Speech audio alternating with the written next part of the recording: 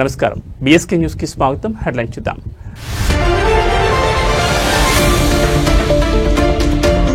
ఢిల్లీ పేలుడు కేసులో కీలక మలుపు, కాన్పూర్లో మరో డాక్టర్ అరెస్ట్.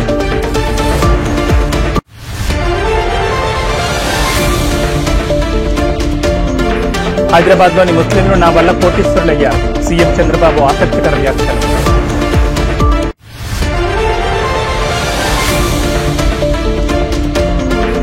రేపు తేలనున్న జూబ్లీహిల్స్ ఉప ఎన్నిక ఫలితం, యూసఫ్గూడలోని కోట్ల విజయభాస్కర్ రెడ్డి స్టేడియంలో ఓట్ల లెక్కింపు.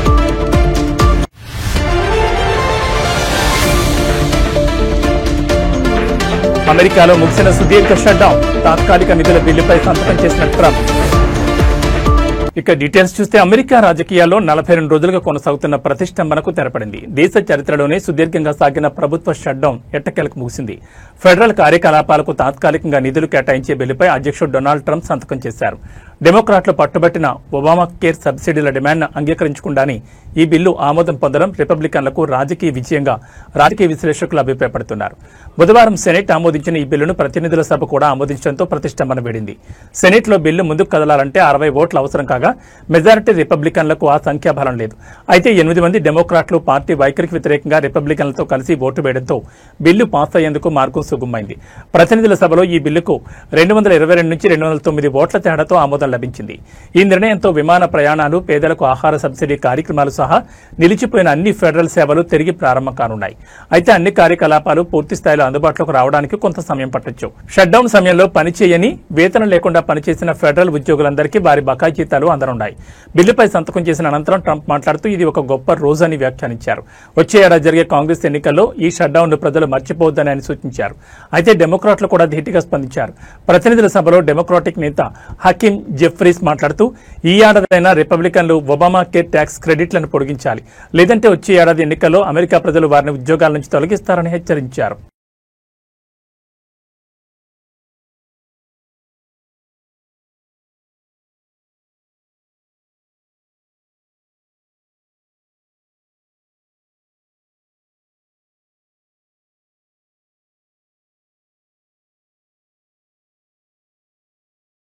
దేశ రాజధాని ఢిల్లీలోని ఎర్రకోట వద్ద జరిగిన కారు బాంబు పేలుడు కేసు విచారణలో కీలక పురోగతి చోటు చేసుకుంది. Uttar Pradesh anti terrorism squad, Delhi police special cell, Jammu Kashmir పోలీసులు సంయుక్తంగా నిర్వహించిన ఆపరేషన్లో కాన్పూర్లోని కార్డియాలజీ ఇన్స్టిట్యూట్ నుంచి డాక్టర్ మహమ్మద్ ఆరిఫ్ను అదుపులోకి తీసుకున్నారు. ఈ కేసులో గత వారం అరెస్టైన లక్నోకు చెందిన మహిళా డాక్టర్ షాహీన్తో ఆరిఫ్ నిరంతరం టచ్లో ఉన్నట్లు దర్యాప్తు సంస్థలు గుర్తించాయి. విచారణ వర్గాల సమాచారం ప్రకారం డాక్టర్ షాహీన్ ఫోన్ రికార్డులను పరిశీలించినప్పుడు ఆరిఫ్ పేరు వెలుగులోకి వచ్చింది. జమ్మూ కాశ్మీర్లోని అనంతనాగ్కు చెందిన ఆరిఫ్ నీట్ SS 2024 బ్యాచ్ విద్యార్థి. ఫరీదాబాద్లోని అల్ ఫలా యూనివర్సిటీలో అతను విద్యను అభ్యసించినట్టు తెలుస్తోంది. గత వారం అరెస్టైన డాక్టర్ షాహీన్ షాహిద్ ఎర్రకోట పేలుడు, ఫరీదాబాద్ టెర్రర్ మాడ్యూల్కు మధ్య కీలక వ్యక్తిగా, ప్రధాన అనుసంధానకర్తగా ఉన్నట్లు ఏజెన్సీలు అనుమానిస్తున్నాయి. జైషే మహమ్మద్, అన్సార్ గజ్వత్ ఉల్ హింద్ అనే 2 ఉగ్రవాద సంస్థలతో సంబంధం ఉన్న ఫరీదాబాద్ మాడ్యూల్ను జమ్మూ కశ్మీర్ పోలీసులు ఛేదించిన విషయం తెలిసిందే. ఈ క్రమంలోనే ఫరీదాబాద్లోని దౌజ్ గ్రామంలో అద్దెకు తీసుకున్న ప్రాంగణంలో భారీగా పేలుడు పదార్థాలు స్వాధీనం చేసుకుని డాక్టర్ ముజ్మిల్ అహ్మద్ గనాయ్ను అధికారులు అరెస్ట్ చేశారు. మరోవైపు కశ్మీర్కు చెందిన మరో డాక్టర్ నిసార్ ఉల్ హసన్ పేలుడు జరిగిన రోజు నుంచి కనిపించకుండా పోయాడు. ఉగ్రవాద సంస్థలతో సంబంధాలున్నాయనే ఆరోపణలతో జమ్మూ కశ్మీర్ ప్రభుత్వం అతన్ని ఉద్యోగం నుంచి తొలగించగా ఆ తర్వాత అల్ ఫలా యూనివర్సిటీ అతన్ని నియమించుకుంది.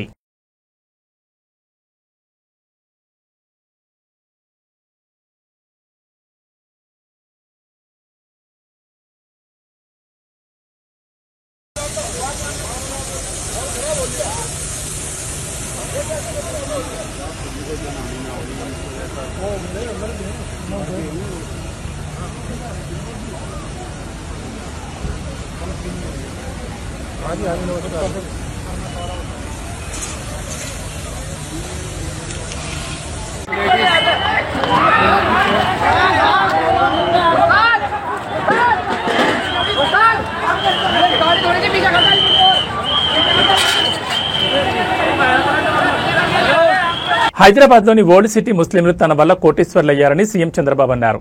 ఇవాళ ఆయన విశాఖలో మీడియాతో మాట్లాడుతూ తాను ఉమ్మడి ఆంధ్రప్రదేశ్ లో సీఎంగా ఉన్ననాడు హైదరాబాద్ అభివృద్ధికి ప్రథమ ప్రాధాన్యం ఇచ్చామన్నారు. సమస్యాత్మక ప్రాంతమైన ఓల్డ్ సిటీ పక్కనే దూరదృష్టితో ఎయిర్పోర్ట్ ను ఏర్పాటు చేశామని తెలిపారు. సిటీ చుట్టూ ఔటర్ రింగ్ రోడ్ వేస్తే ఓల్డ్ పరిధిలోని ముస్లింలంతా కోటీశ్వరులు, లక్షాధికారులయ్యారని గుర్తు చేశారు. హైదరాబాద్ పర్యటనకు విదేశీ ప్రముఖులు ఎవరు వచ్చినా ఓల్డ్ సిటీకి వెళ్లి షాపింగ్ చేసే విధంగా పెరల్స్ ప్రమోట్ చేసింది తానేనని అన్నారు. హైదరాబాద్ బిర్యానీని కూడా ప్రపంచవ్యాప్తంగా ప్రమోట్ చేసిన చరిత్ర తమదని పేర్కొన్నారు. నగరంలో నిరుపయోగంగా పడి ఉన్న ఫలక్నుమా ప్యాలెస్ ను నిజాం సంస్కృతిని కాపాడేందుకు అందులో బ్రహ్మాండమైన హోటల్ పెట్టి దాన్ని కూడా పరిరక్షించామని సీఎం చంద్రబాబు అన్నారు. కేంద్రానికి లెటర్ రాసా, టైం ఎక్స్టెండ్ చేయమంట.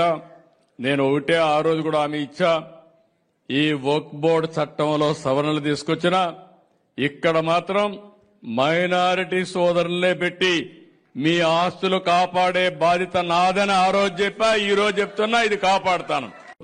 నేను ఆ రోజు హైదరాబాద్ అన్ని విధాలా అభివృద్ధి చేశాను.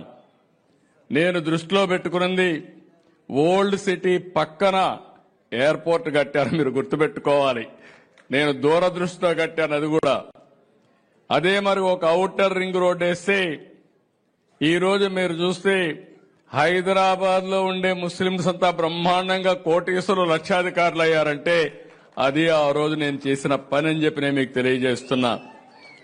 నేను ఎప్పుడూ ఒకటి చెప్పేవాడిని, హైదరాబాద్కి ఎవరు వచ్చినా నేరుగా పోయి ఓల్డ్ సిటీలో షాపింగ్ చేసే విధంగా పెరల్స్ ని ప్రమోట్ చేసింది కూడా తెలుగుదేశం పార్టీ. హైదరాబాద్ బిర్యానీని కూడా ప్రమోట్ చేశాం.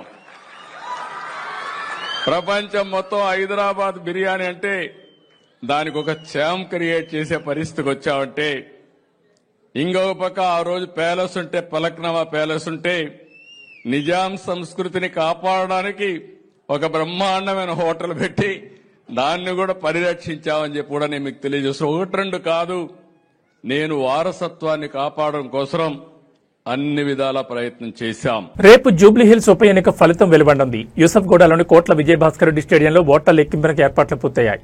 ఉదయం 8 గంటలకు ప్రారంభం కానున్న కౌంటింగ్ ప్రక్రియ 10 రౌండ్లలో జూబ్లీహిల్స్ ఉప ఎన్నిక ఫలితాలు తేలబోతున్నాయి. కౌంటింగ్ కోసం మొత్తం 42 టేబుల్ ఏర్పాటు చేశారు. మొదట 8 గంటలకు పోస్టల్ బ్యాలెట్ ఓట్ల లెక్కింపుతో ప్రారంభమవుతుంది. 1వ number polling booth Shaikpet division నుంచి ప్రారంభమై ఎర్రగడ్డతో ముగియనుంది. కాగా జూబ్లీహిల్స్ ఉప ఎన్నికల్లో 194,631 ఓట్లు పోలయ్యాయి.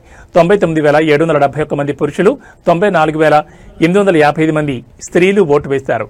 5 నపుంసకులు ఓటు వేయగా మొత్తం 48.49% పోలింగ్ శాతం నమోదైంది. బీఆర్ఎస్, కాంగ్రెస్ మధ్య తీవ్ర పోటీ నెలకొంది. ఈ రెండింటిలో ఏ పార్టీ అభ్యర్థి విజయకేతను ఎగరవేస్తారో తేలాలంటే రేపటి వరకు వేచి చూడాల్సిందే.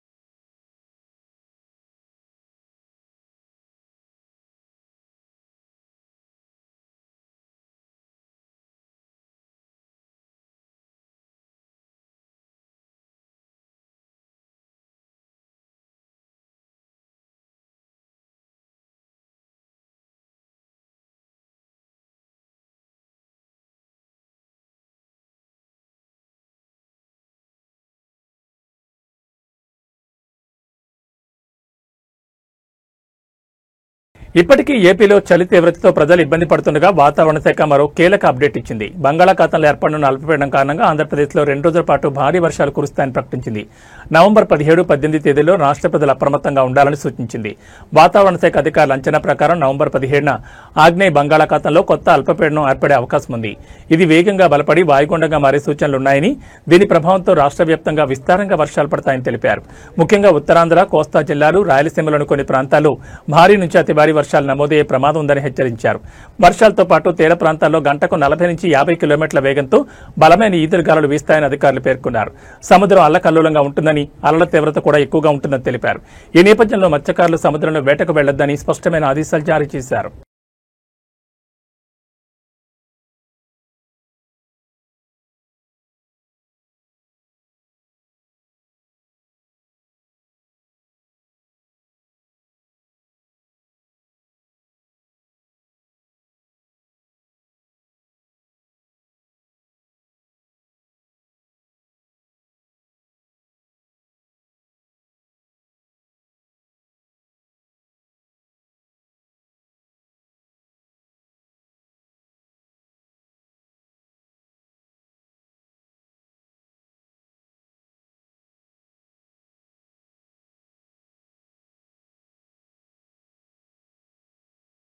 హన్మకొండలో ఓ స్కూల్ యాజమాన్యంపై విద్యార్థి సంఘాల దాడి వీడియో కలకలం రేపుతోంది. హన్మకొండ జిల్లా కేంద్రంలోని స్మైల్ డీజీ స్కూల్ కరెస్పాండెంట్ శ్రీనివాసవరంపై విద్యార్థి సంఘాల నాయకులు దాడికి పాల్పడ్డారు. ఈ ఘటనకు సంబంధించిన సీసీటీవీ ఫుటేజ్ బయటకు రావడంతో వీడియో సోషల్ మీడియాలో వైరల్ గా మారింది. వీడియోలో కొంతమంది విద్యార్థి సంఘం నాయకులు స్కూల్ యాజమాన్యంపై దాడి చేయడానికి ప్రయత్నిస్తున్న దృశ్యాలు స్పష్టంగా రికార్డయ్యాయి. సంఘ నాయకులు చందాల పేరుతో స్కూల్కు వచ్చి యాజమాన్యంతో వాగ్వాదానికి దిగిన తర్వాత దాడికి పాల్పడ్డారనే ఆరోపణలు వినిపిస్తున్నాయి. ఈ ఘటనకు నిరసనగా ఉమ్మడి వరంగల్ జిల్లా వ్యాప్తంగా అన్ని ప్రైవేట్ విద్యా సంస్థలు బంద్ పాటిస్తున్నట్లు ట్రస్మా ప్రతినిధులు ప్రకటించారు. వారు స్కూల్ యాజమాన్యంపై జరిగే ఇలాంటి దాడులను కఠినంగా ఖండిస్తూ ప్రభుత్వాన్ని తక్షణ చర్యలు తీసుకోవాలని డిమాండ్ చేశారు.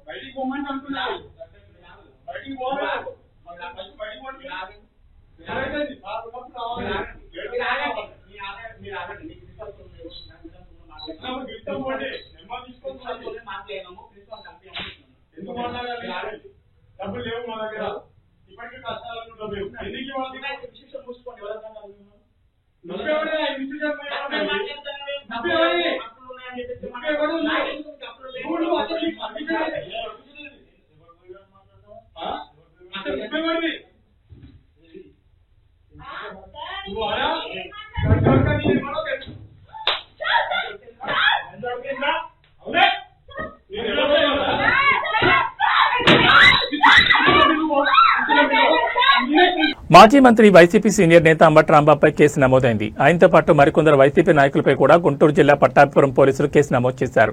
పోలీసుల విధులకు ఆటంకం కలిగించడంతో పాటు వారిని బెదిరించారన్న ఆరోపణలపై ఈ కేసు నమోదు చేసినట్టు తెలుస్తోంది. అంబటి రాంబాబు ఇతర నేతలు ముందస్తు అనుమతులు లేకుండా భారీ ప్రదర్శన నిర్వహించారు. ఈ కారణంగా ట్రాఫిక్ కు తీవ్ర అంతరాయం కలగడంతో పాటు ప్రజలకు అసౌకర్యం కలిగిందనే ఆరోపణలున్నాయి.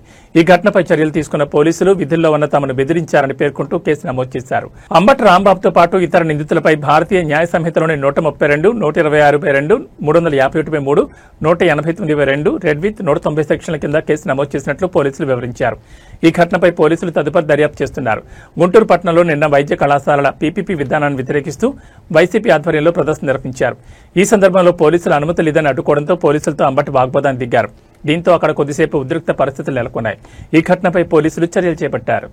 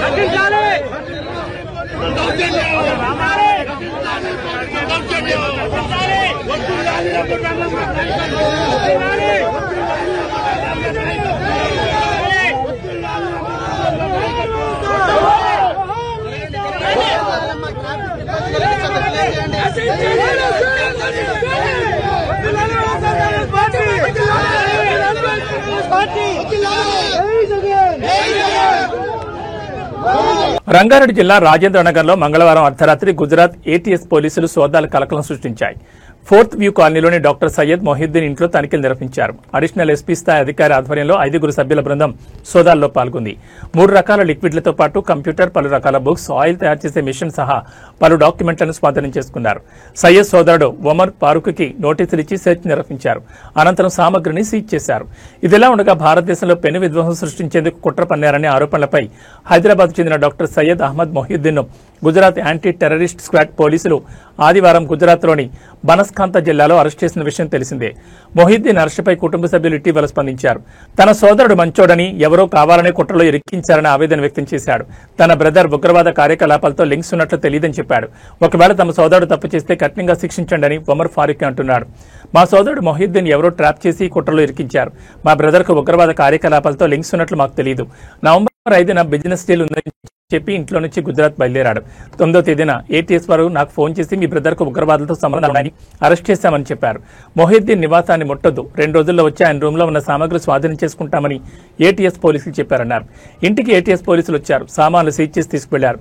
ఏటీఎస్ అరెస్ట్ చేసిన వారిలో మరో 2 ఆజాద్ సులేమన్ షేక్, మహమ్మద్ సుహైల్ వారితో మాకు ఎలాంటి లింక్స్ లేవని అన్నాడు.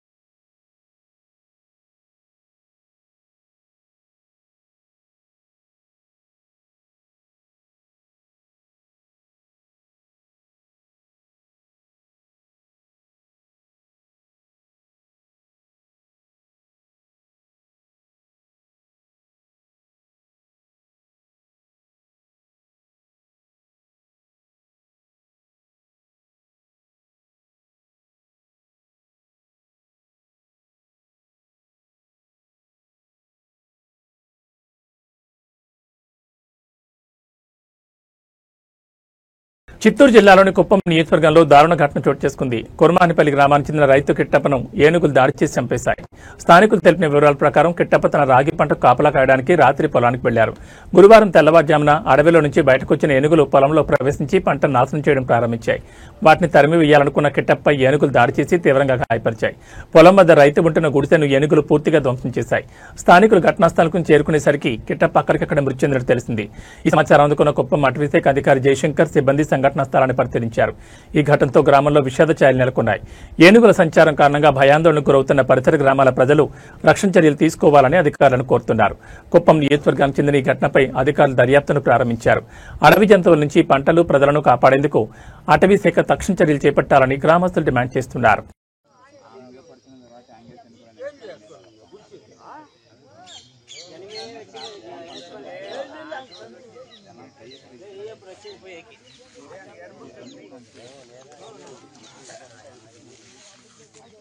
कटेरम कर मम्मा इंजे इंजे इंजे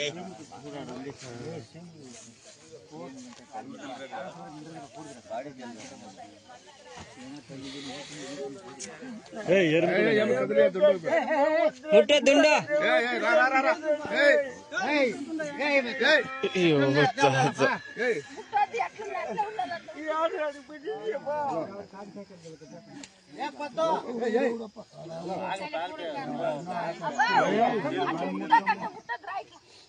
తెలంగాణ రాష్ట్రంలో చలి తీవ్రత బాగా పెరిగింది. కొన్ని రోజులుగా కనిష్ట ఉష్ణోగ్రతలు ఒక్కసారిగా పడిపోవడంతో తెలంగాణ గజగజ వణుకుతోంది.